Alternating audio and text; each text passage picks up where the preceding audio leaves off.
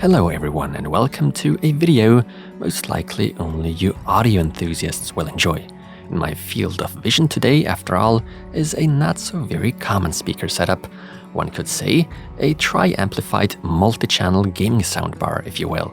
So one certainly could bring up the question on whether or not this might be some kind of ultimate soundbar speaker solution with true 5.1 surround sound, and that at a not so crazy price point. In today's limelight is the creative sound blaster Katana V2 soundbar, including a punchy subwoofer. Right now the price seems to be at about $330, which isn't exactly few. On the other hand, not exactly much either, given the type of product. After all, there are tons of use cases for this. So in today's video, I will quickly cover all the features and connectors being offered, and towards the end of this video, I'll give you a taste of the sound this setup outputs. Now, what's included in that rather large packaging? First of all, obviously the soundbar and subwoofer themselves, a remote control, a Toslink/optical audio cable, a USB-A to USB-C connection cable, needless to say, a power supply along with power cables with different plugs for a few different regions worldwide, a nice touch indeed. Then there are some wall mount brackets along with screws, and last but not least, of course, a quick start guide. A slight deduction of points for not actually including any batteries for the remote control. Alright, let's first talk about the overall build quality. It certainly surprised me well. The soundbar itself weighs a whole 1.5 kilograms, and besides coming with metal driver grills, there's also a very sleek, high-quality brushed aluminum surface to be witnessed. Similarly, in terms of quality, we move on to the subwoofer, which is wooden, and that's great, but also seems to be fairly robust. It weighs in at about 6.4 kilograms. Let's briefly fly over the theory of this Katana V2 setup. The soundbar on its own, according to Creative, should be able to offer an output power of 66 watts RMS. In total, including this subwoofer, we are talking 126 watts RMS apparently. As for the mid-range, we get two 2.5-inch drivers along with 2.75-inch tweeters. For the subwoofer, they've gone with a single 6.5-inch driver. As far as connectivity is concerned, today's setup brings to the table an HDMI ARC connection, USB-C, optical Toslink, as well as a conventional 3.5mm audio port. But one can also connect via Bluetooth 5.0 and SXFI, the latter basically being Creative's very own so-called SXFI output in form of a USB Type-A connection. With one of those super XFI USB dongles, with Creative gaming headsets for instance, you can go down even that path. Although some surely won't fully get which connection should and can be picked for whichever scenario. HDMI ARC is pretty much self-explanatory, meant for game consoles and TVs. The SXFI output, on the other hand, is meant for specific Creative headsets, USB-C for PCs or laptops. The 3.5mm input can then be used with all sorts of devices, and last but not least, the optical input, which again can be used with TVs and consoles.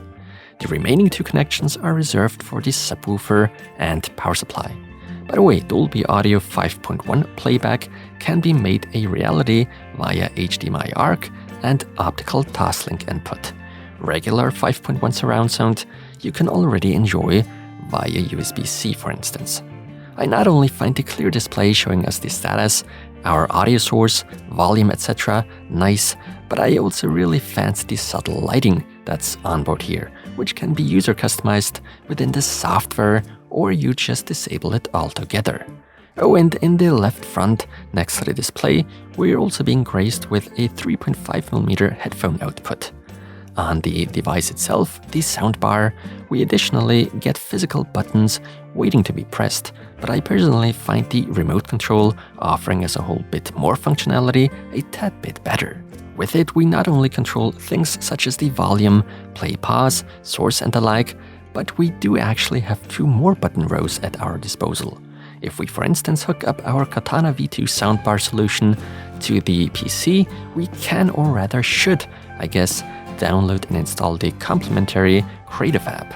Within that piece of software, we can assign those mentioned C1 through 6 buttons specific functions.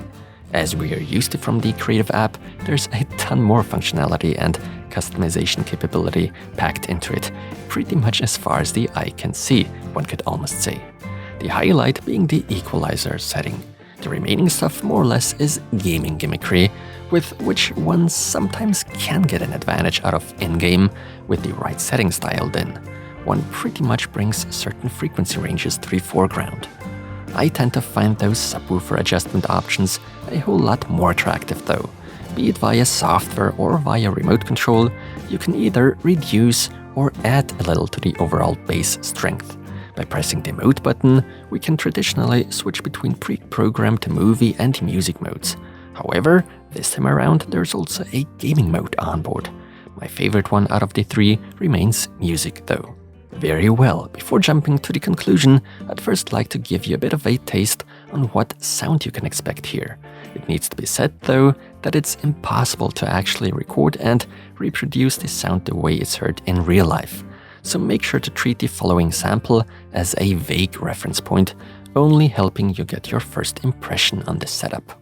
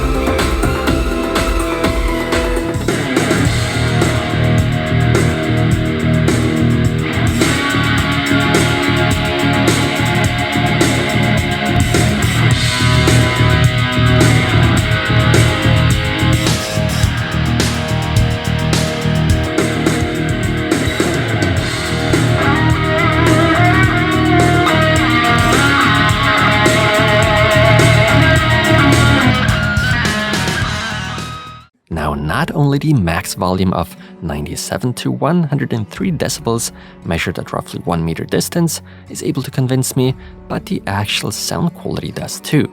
Even though it clearly needs to be said, there's always room for more and better. But let's not forget that a price tag of $330 isn't particularly much to spend on a decent audio setup. If you're truly serious when it comes to audio, we're easily looking at thousands of dollars. And when keeping in mind that we are indeed being offered pretty damn respectable punchy sound, the Katana V2 seems like a good deal to make.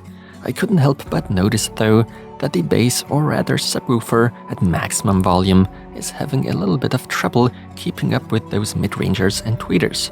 A quick dirty fix for that would be to slightly up the subwoofer strength by +5 to 6 decibels. The best audio result is being achieved at around 75% volume. I would, however, like to make it very clear that I definitely lack experience and the required know-how for such speaker reviews. So all that I'm stating about this sound here should be taken with a grain of salt. I can basically differentiate between good and bad.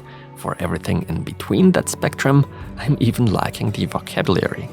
At a price point of $330 right now, the Creative Sound Blaster Katana V2 setup hardly does much wrong, and in fact offers us tons of connectivity and use cases. There's a broad spectrum of users for today's solution: music listeners, movie enthusiasts, and even gamers. Very versatile indeed. I certainly, other than expected, am convinced by this Katana V2 speaker setup. With that being said, thank you so much for watching everyone, and until next time.